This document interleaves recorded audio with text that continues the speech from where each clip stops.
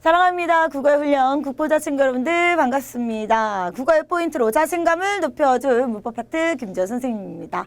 자, 오늘 우리 친구들과 함께하는 6강의 제목은요. 영어보다 어려운 국어 문법이에요. 네, 의문문이다. 네. 영어보다 어려운 국어 문법이 아니야. 문법이에요. 우리 친구들하고요. 아무래도 문법 강의를 많이들 하다 보면 늘 항상 이야기하는 게요. 애들이 마지막에 꼭 이렇게 책을 던지면서 선생님 진짜 영어가 더 쉬운 것 같아요. 라는 얘기들 참 많이 하십니다. 그럼 어떻게 대한민국을 떠나든가 SAT를 봐야지 그럼 왜 수능을 보고 앉았냐면서 막 이래 막 욱한다 나 국어 선생님이다. 당연히 국어에 대한 자부심 갖고 있어야 되는 거 아니냐면서. 자, 그래서 내가 선생님이요 계속해서 생각을 해봤습니다. 도대체 뭐 때문에 이놈 새끼들이 자꾸 이렇게 영어보다 국어 문법이 어렵다고 얘기를 하냐. 그건 아마도요 제일 먼저 첫 번째는 반복 학습이 그만큼 덜 됐기 때문이 아닐까라는 생각을 했습니다. 그러니까 영어 문법 같은 경우에 선생님 조카들만 보더라도요 초등학교 1학년 때부터 영어 학원을 다녀요. 그럼 거기서부터 주어, 동사 막 이런 것들 다 가르쳐준다. 그래서 1학년 때 배우기 시작한 것을 초등학교 6학년 때까지 미친 듯이 반복 학습을 하고 중학교 3학년, 고등학교 3학년 계속해서 반복을 하니까 12년 동안이야. 최소한 12번은 들었을 텐데 못하면 그게 멍충인 거 아니냐? 막 이러면서 근데 니들이 영어 점수는 왜 그러냐? 막 이래.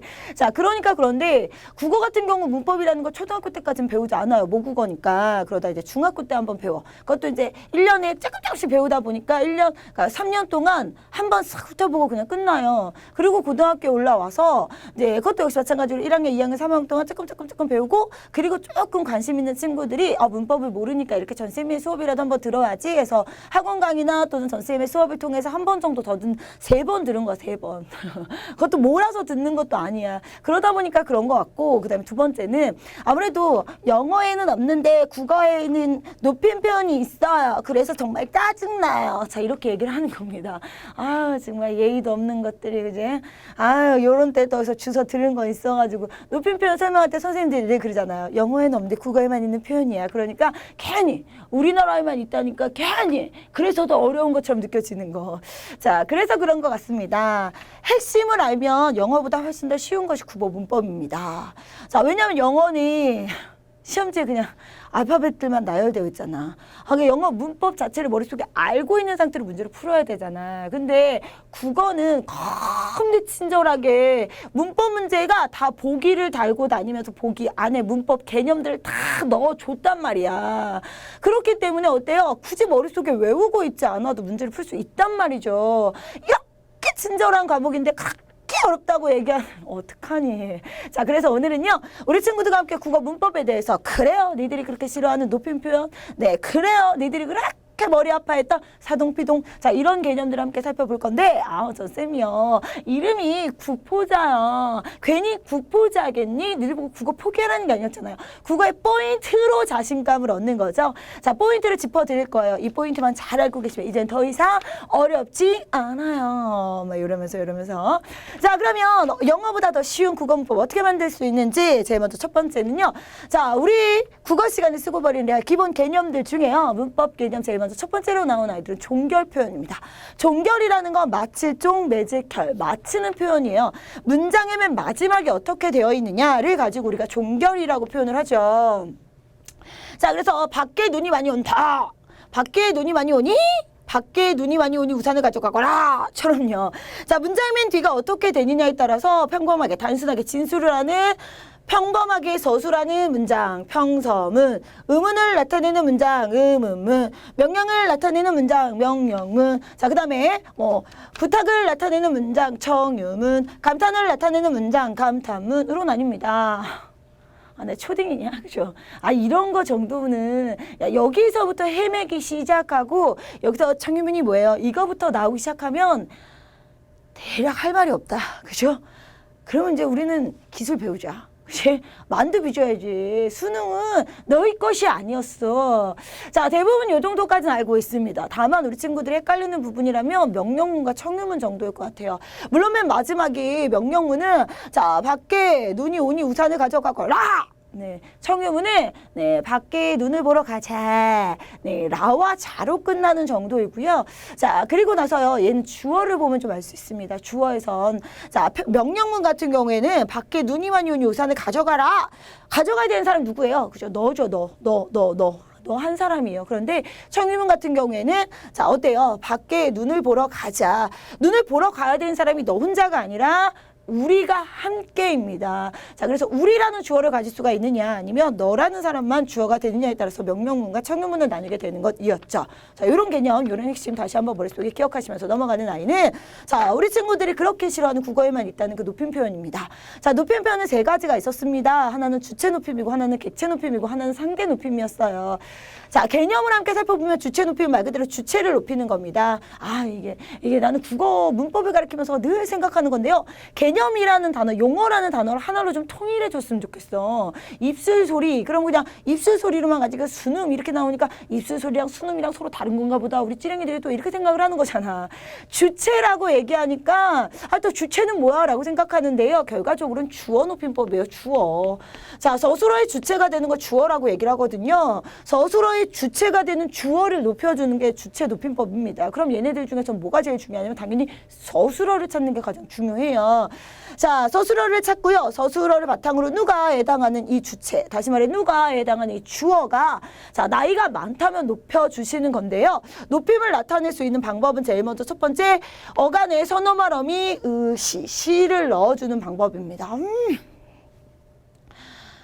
어간이라고 나왔어. 이게 또 뭐니? 자, 한 100만 22번째 얘기하고 있는 것 같죠? 먹다, 먹고, 먹으면 이라고 했을 때요. 변화가 없는 이 부분이 바로 어간이었습니다. 그죠? 자, 그 다음에 변화가 있는 이 부분이 바로 뭐였냐면 단어의 마지막에 있다. 어미라고 해요. 자, 그런데 여기는 고라는 아이와 다라는 아이가 있습니다. 다라는 아이는 문장 뒤에 이렇게 마침을 나타낼 거기 때문에 얘는 뭐예요? 단어의 말에 있는 어미예요. 그래서 얘가 어말어미가 되는 거고 그 다음에 먹고 하면 문장이 끝난 게 아니라 뭔가 뒤로 샬라샬라샬라 연결이 되겠죠. 그래서 이 아이는 어떻게 연결이 되는 어미, 그래서 연결어미라고 얘기를 하는 거예요. 자, 그러면 우리가 지금 여기 나와 있는 어간에 어말어미라는 것까지 해결을 했어요. 어간, 어말어미 사이에 선이란 단어가 들어있죠. 어말어미보다 앞에 있다라는 의미에서 얘를 선어말어미라고 얘기를 하는 거예요. 자, 여기에다가 뭘 넣는 거야? 그쵸. 의시를 넣는 애예요. 먹으시다 이렇게 넣어주라라는 얘기였습니다. 그냥 여기다 시를 넣으면 돼. 이렇게 다 앞에 시를 넣으면 돼 라고 얘기해주면 참 좋은데 그걸 어간에 선어말어미 의시를 넣어요 라고 얘기하니까 이게 너무 어려운 말인가 보다라고 생각을 하시는 거예요. 개념 함께 살펴주시고 주격조사입니다. 주어를 만들어주는 격조사죠. 깨서예요. 자, 먹으십니다. 누가 먹으시니? 그랬더니 예를 들어 엄마가, 어머니가예요. 자, 얘가 바로 주어입니다. 주어에 지금 깨서라는 격조사를 이렇게 넣어주시면 어머니께서 뭐 식사를 먹으시다니까 그죠? 빵을 먹으시다도 원래는 아니죠. 잡수시다가 돼야 되죠. 자, 이렇게 바꿔야 되겠죠. 어머니께서 먹으시다 뭐 이렇게. 자, 그리고요. 지금 말한 것처럼 먹으시다 뭔가 어색해요. 그러니까 잡수시다 또는 계시다 라는 아이로 들어갑니다. 자, 그랬더니 어떤 애기가요. 이런 걸 질문하더라고요. 뭐냐면 선생님 계시다에도 선어말어미 시가 들어간 게 아니네요. 잡수시다에도요. 자, 여기에 선어말어미 시가 들어간 게 아니냐. 왜 얘하고 얘는 다르게 이야기를 하느냐라고 물어봅니다. 똘똘이죠. 네. 자, 그 이유는 바로 이거예요. 바로 봐. 선어말어미라는 아이는요. 얘가 빠져도 말이 되는 거예요. 얘가 빠지면 그냥 낮춤의 의미가 되는 겁니다. 먹으시다 빼서 먹다 그러면 그냥 낮춤이 되죠. 그런데 계시다에 시를 뺀다고 개다? 잡수시다에 시를 뺀다고 잡수다? 이게 되는 건 아니에요. 그렇기 때문에 이런 경우들은 우리가 뭐라고 얘기하는 거야? 그쵸? 자, 특수한 어휘입니다. 높임을 나타내는 어휘예요. 라고 표현하는 겁니다. 자, 이렇게 주어를 높이는 주체 높임법이 있었습니다. 그러면 자, 주체 높임에는요. 직접 높이는 방법과 간접 높이는 방법이 있어요. 주체 자체 높이는 겁니다. 도착하셨습니다. 누가요? 선생님이. 이렇게 사람이에요. 주어가. 그런데 자, 간접 높임은 옳습니다. 뭐가요? 선생님 말씀이요. 자, 이렇게 주체인 주어 자체가 사람이 아니라 사람의 물건이라든가 사람이 가지고 있는 거라든가 자, 이런 것들과 관련되어 있을 때 우리는 간접 높임이라고 얘기를 하죠. 자, 개념들 머릿속에 기억하시면서 넘어가는 아이는 상대 높임입니다. 상대 높임은요, 말하는 이가 듣는 이야, 듣는 이. 듣는 상대에 대해서 높이기도 하고 낮추어서도 말하는 방법입니다. 애들이 맨날 헷갈리는 게 우리가 높임 표현이라고 배우잖아요. 그러니까 높임만 나타내면 다 높임인 줄 알아요. 근데 다른 애들은 그래. 다른 애들에서는 다 높임만 나타내죠. 주체 높임도 그렇고 객체도 그렇고요. 근데 상대는 낮추어서 말하고 있는 방법도 있다는 거 살펴봐 주셔야 되고요. 그리고 얘는요, 뭘 통해서 종결표, 문장의 마지막에 어떻게 끝나느냐에 따라서 그걸 좀 나누게 됩니다. 그래서 우리 친구들 열심히 외웠던 방법들인 거예요. 자, 바로 뭐였냐면 이런 표였었죠. 자, 격식체와 비격식체라고 하죠. 격식체는 주로 공적인 자리에서, 비격식체는 주로 사적인 자리에서 얘기를 해요. 다른 사람들 앞에서, 여러 명 앞에서 이야기를 할 때는 격식체를 사용합니다. 그래서 왜 우리가 친구들을 대상으로 학급 회의 같은 걸 할 때도요, 늘 항상 자, 여러분 회의를 시작하겠습니다 라고 얘기하지. 야, 회의한다, 입 다물어라, 막 이렇게 안 하잖아요. 자, 비격식체, 친구들과 함께 얘기를 하는, 자, 또는 뭐 가족끼리 이야기를 하는 상황이에요. 자, 그런데 보면 하십시오, 하오라는 아이들은 좀 높임을 나타내는 애들이고요. 그 다음에 하게와 해라는 아이들은 낮춤을 나타내는 아이들입니다. 자, 역시 마찬가지로 해요와 해체가 있어요. 해요는 엄마한테, 그죠? 식사하세요, 이렇게 요로 끝나죠. 자, 그 다음에 친구들한테는 밥 먹어처럼 해체로 끝나게 됩니다. 높임과 낮춤을 나타내는 아이들. 자, 상대 높임에 이렇게 높임과 낮춤이 있습니다. 그리고 문장의 종결이 씁니다, 뭐 씁니까, 뭐 이렇게. 자, 평서문이냐 의문문이냐 감탄문이냐에 따라서 그 종류가 좀 다르게 되죠. 열심히 표를 외웠습니다. 주로 내신에서는 열심히 외우는 거고요. 그리고 수능에서는 안 외워. 표가 어차피 더 주어져 있을 거야. 다만 이렇게 상대 높임의 개념이 무엇이고 종결 어미를 통해서 나타낸다는 것과 그 다음에 낮춤을 나타내는 애들도 있다는 사실을 꼭 기억해 두시면서 가도록 할 겁니다. 자, 중간에 하나 빠지긴 했었는데요. 객체 높임이 하나 빠져 있었었죠. 객체 높임과 관련된 살펴봅니다. 객체입니다. 손님, 객이란 뜻이에요. 손님을 높이는 방법인데요. 손님은 뭐냐? 자, 서술어를 중심으로요, 말을 해야 되는 사람 또는 서술을 중심으로 이 행동을 해야 되는 주체가 주어였습니다. 주어가 아닌데도 불구하고 또는 상대, 말을 듣고 있는 사람이 아닌데도 불구하고 그냥 중간에 두둥 나와 있는 사람이 있어요. 문장에서는 바로 목적어나 부사어 역할을 합니다. 그래서요, 목적어 을로 끝나는 사람이거나 또는 부사어 에게로 끝나는 사람이 바로 자, 객체고요. 얘네가 나이가 많아. 그러면 얘네를 높여야겠죠. 이럴 때가 객체 높임이라고 합니다. 자, 이럴 때는요, 부사격 조사, 부사어일 때는 에게를 뭘로 바꾸는 거야? 깨로 바꾸는 거야. 근데 목적어일 때는 을르를 높일 수 있는 방법이 없는 거죠. 그래서 목적격 조사는 그대로 둬요. 다만 특수한 어휘, 모시다나 들이다 같은 높임을 나타내는 애들이 꼭 들어가게 됩니다. 보세요. 나는 친구에게 과일을 주었습니다. 주었다고 서술었죠. 누가? 나예요. 그러니까 얘가 주어, 주체가 되는 겁니다. 자, 누구에게? 친구에게. 얘가 이제 부사어가 되는 거야. 자, 부사어인 친구를 어떻게 바꿨어요? 지금 선생님이라고 자, 높임을 나타냈습니다. 그럴 때는 우리가 바보똥꾸 멍충이 아니면 뭐가 들어가야 되는지 알겠죠? 나는 선생님께 과일을 자, 그다음 어떻게 주었다가 아니라 드리었다. 그죠? 그래서 이제 줄여서 드렸다라고 표현하는 거예요. 짧은 글은 이렇게 짓습니다. 아, 우리가 초등학교는 또 우수한 성적으로 졸업들을 하셨잖아요. 초등학교 1학년 때 받아쓰기 정도는 우리가 100점 좀 받아본 역사들을 가지고 있지.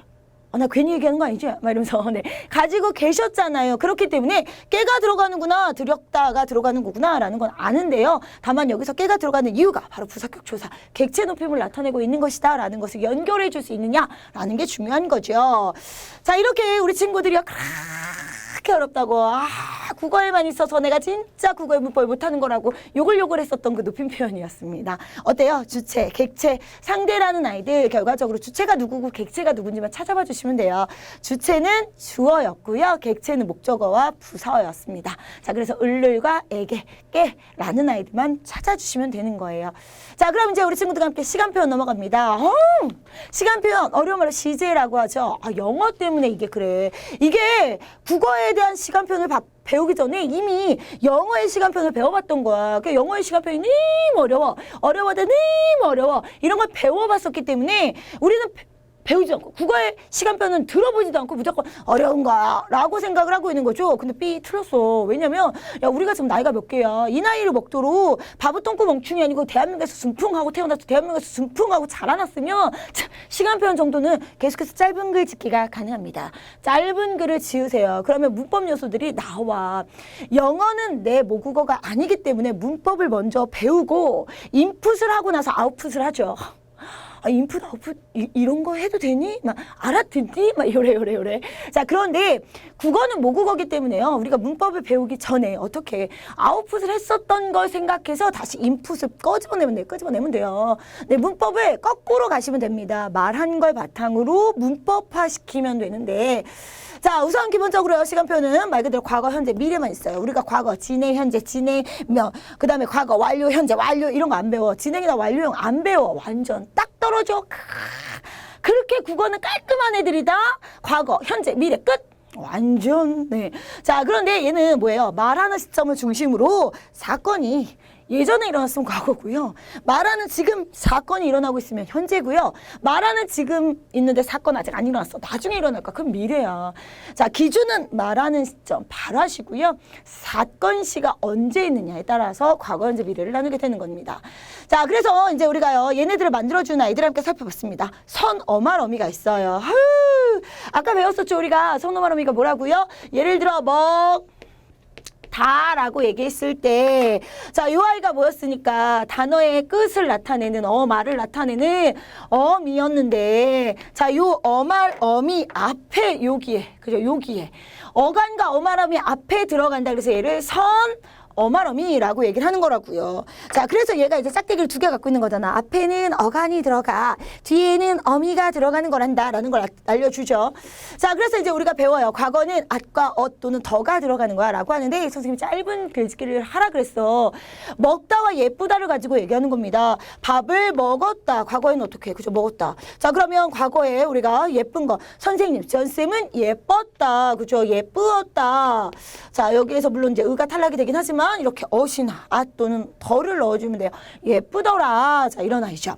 자, 그 다음에 이 아이가 관형사형 어미입니다. 관형사형 어미. 이건 또 뭐야?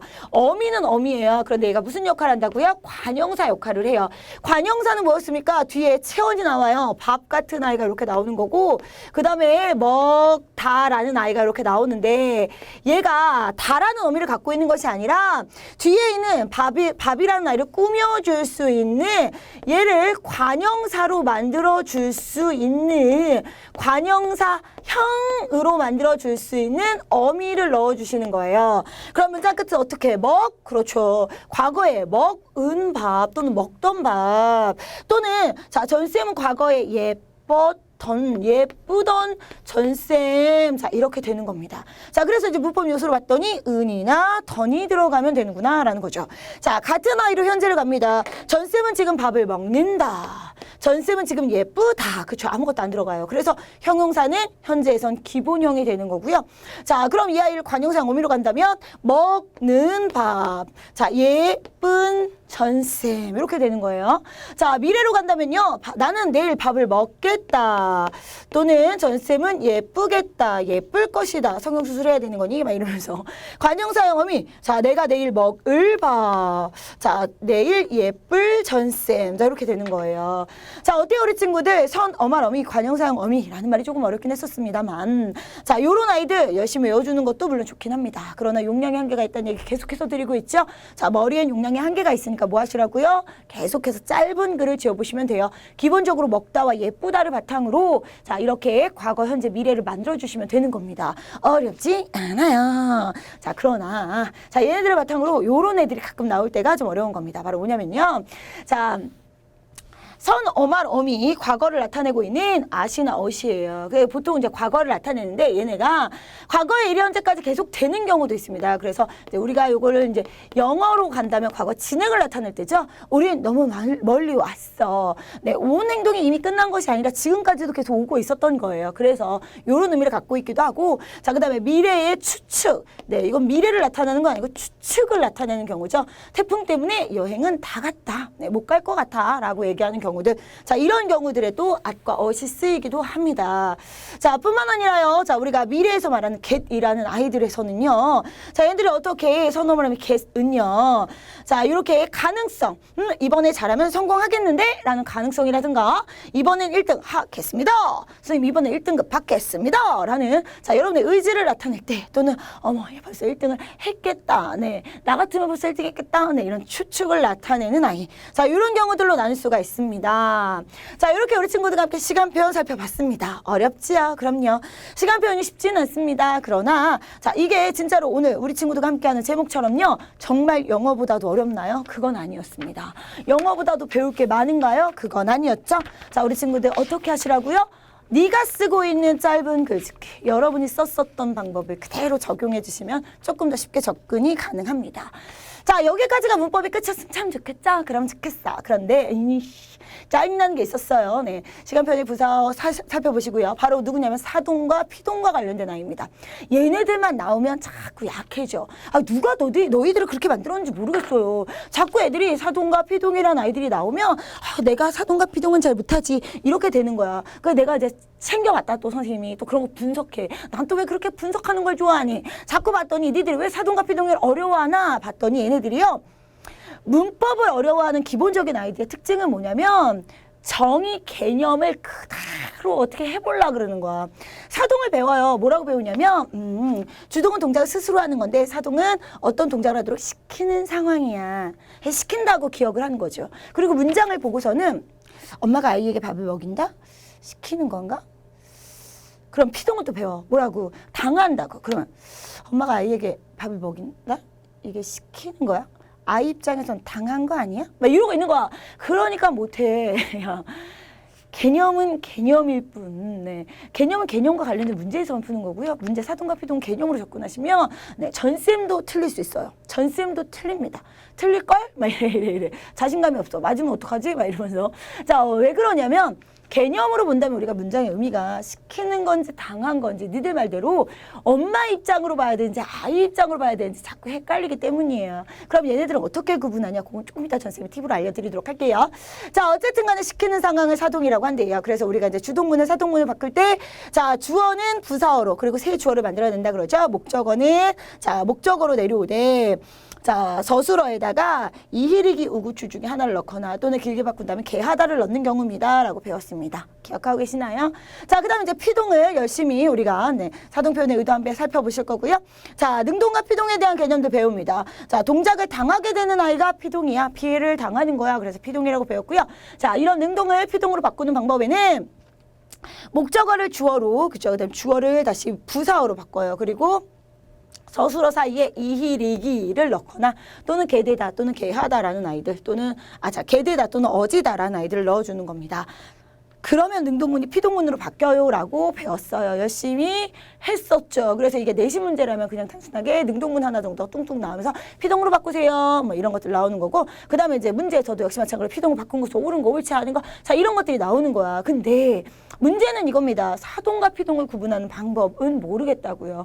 이 개념을 몰라서 내가 지금 이 수업을 듣고 있는 게 아니라는 거죠. 아 그럼요. 나도 알아. 그래서 내가 빨리빨리 얘기했잖아. 이건 알겠는데 근데 왜 선생님 저는 문제에서는 하나도 모르겠죠? 문제를 보면 왜 모르겠죠? 왜 모른다고요? 자꾸 개념으로 시키는 건지 당하는 건지 보기 때문입니다. 원칙, 원리를 가지고 가볼게요.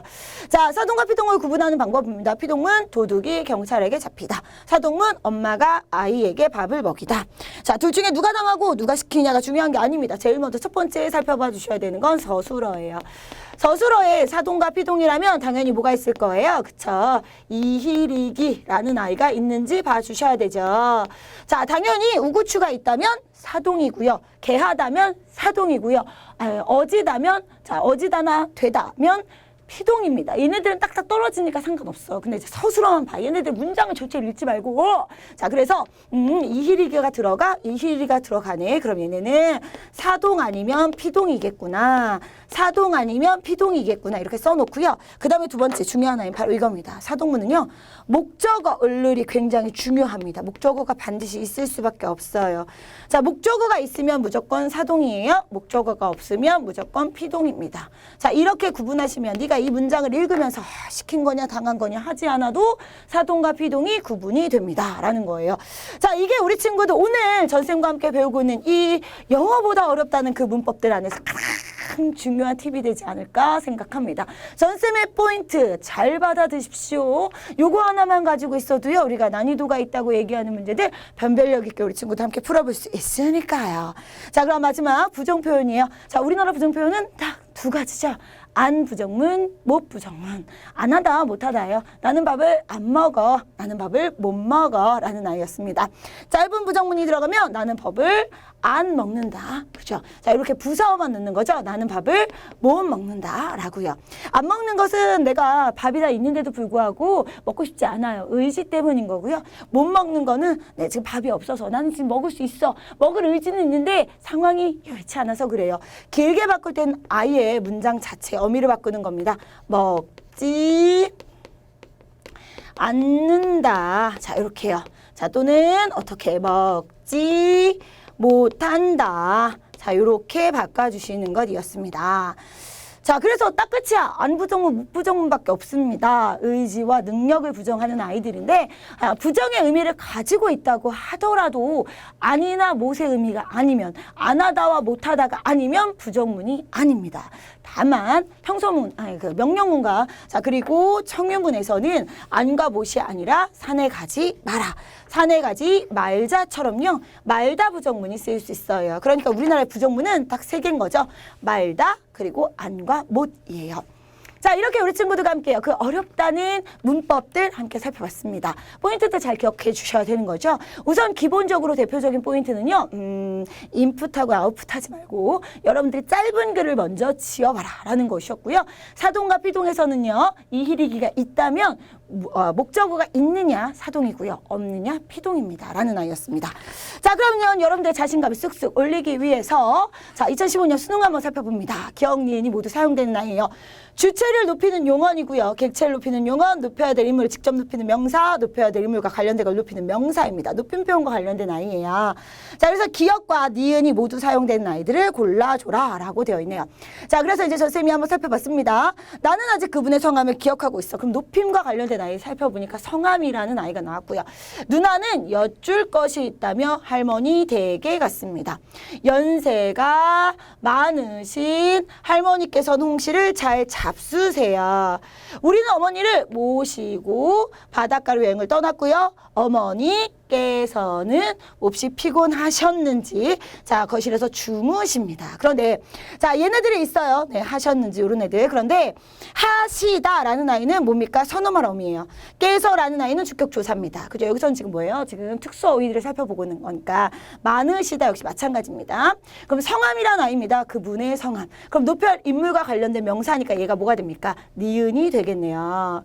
자, 여쭈다. 예, 여쭤요. 누구에게? 아마도 할머니에게겠죠. 얘는 그러니까 여기서 답이 안 돼요. 왜냐하면 객체를 높이는 용언이기 때문이에요. 근데 할머니 댁이라고 되어 있습니다. 할머니 댁은 주체를 높이는 용언이 아니라 동사나 형용사가 아니라 명사입니다. 그러니까 얘가 니은이 되겠죠. 연세라는 건 역시 마찬가지로 용언이에요. 그런데 잡수시다라는 아이는 누가? 할머니께서. 그죠? 할머니께서 주체를 높이고 있어요. 잡수고 계시는 용언 기억입니다. 그럼 기억과 니은이 모두 쓰여있는 아이를 고르라 그랬으니까 정답은 3번인 것 같아요. 부모님을 모십니다. 모시고 역시 마찬가지로 용언인 줄 알았는데 자, 모시는 게 누구예요? 부모님을 모시는 거죠. 그렇기 때문에 이 아이는 객체를 높이는 특수한어휘였어요. 자, 그 다음에 여기서는 주무세요. 누가 주무십니까? 엄마가 주무시죠. 그러니까 이 아이는 주체를 높이는 용언 기억이 되는 겁니다. 자, 나머지 아이들이 기억인지 니은인지 함께 살펴봐 주실 거고요. 정답은 3번에 있었습니다. 자, 그러면 두 번째 문제 한번 살펴볼까요? 자, 이제 우리 친구들이 많이 어려워하는 아이였어요. 자, 평가 문제긴 했는데요. 사동사와 피동사입니다. 보다와 같은 아이들이 보이다처럼 형태가 같을 때가 있대. 사동사, 피동사로 동일하게 쓰일 때가 있대. 됐고 중요한 건 이거야. 기억에 나타내는 아이, 사동사와 니은에 나타나는 피동사를 고르라는 얘기입니다. 그럼 뭐 하라고요? 문장을 이렇게 보면서 제발 이거를 막 읽으면서 이게 사동사인지 피동사인지 보지 마. 다만 이거예요. 풀, 리였다, 리 있어요. 그죠? 금세 풀 리었다, 피었다, 피었다. 이일이기 있나 보세요. 말렸다. 네. 말리다, 마르다예요. 마르다에다가, 자, 말리었다. 이가 들어갔습니다. 그죠? 자, 그런데 동생은 집에 가겠다는 친구를 말렸다라는 아이는 마르다에 이히리기가 들어가 있는 아이가 아니에요. 그러니까 절대로 3번은 답이 아니겠죠. 녹이다, 녹이다, 안기다, 안기다. 나머지 애들은 모두 다 이히리기가 들어가 있습니다. 사동 아니면 피동이에요. 그런데 자, 두 번째 뭐 보라고요? 목적어 보라고요. 그런데 여기는 목적어 없습니다. 을룰 없어요. 그럼 얘는 피동인 거야. 얘는요. 역시 마찬가지로 목적어 없어요. 피동사입니다. 자, 얘는요. 목적어 없어요. 피동사고요. 얘는 을룰이 있네요. 그럼 얘는 사동사예요. 자, 여기 을룰 있어요. 그러니까 얘는 사동사예요. 자, 여기 을룰 있어요. 사동사고요. 자, 햇볕을 고드름을 있습니다. 사동사예요. 꽃다발을이니까 사동사고요. 자, 니은에는 역시 을룰 없습니다. 피동사입니다. 그러니까 우리가 지금 못 찾으라고 했어요. 기역엔 사동, 니은엔 피동인 걸 고르래요. 정답 어디 있습니까? 5번에 있습니다. 자, 이렇게 쉬운 문제였어요. 이렇게 간단한 문제였다고. 그런데 이걸 가지고 사동이야, 피동이야. 사동이랑 피동이랑 글자만 보는 순간 딱 포기하고 싶어. 한 문제인데 뭐 특히나 이게 문법이 앞부분에 나오다 보니까 금방 포기하게 돼. 뒤에 있는 것을 많이 맞으면 되지 뭐. 막 이렇게 생각하니까 그죠? 네, 선택과 집중을 잃은 데 사고 앉았다. 네. 자, 우리 친구 이렇게 함께 간단하게 정리가 됩니다. 자, 개념으로 정리하시면 더 어렵다고 했어요. 자, 규칙화시키면서 머릿속에 기억하시는 거 잊지 말아 주시고요.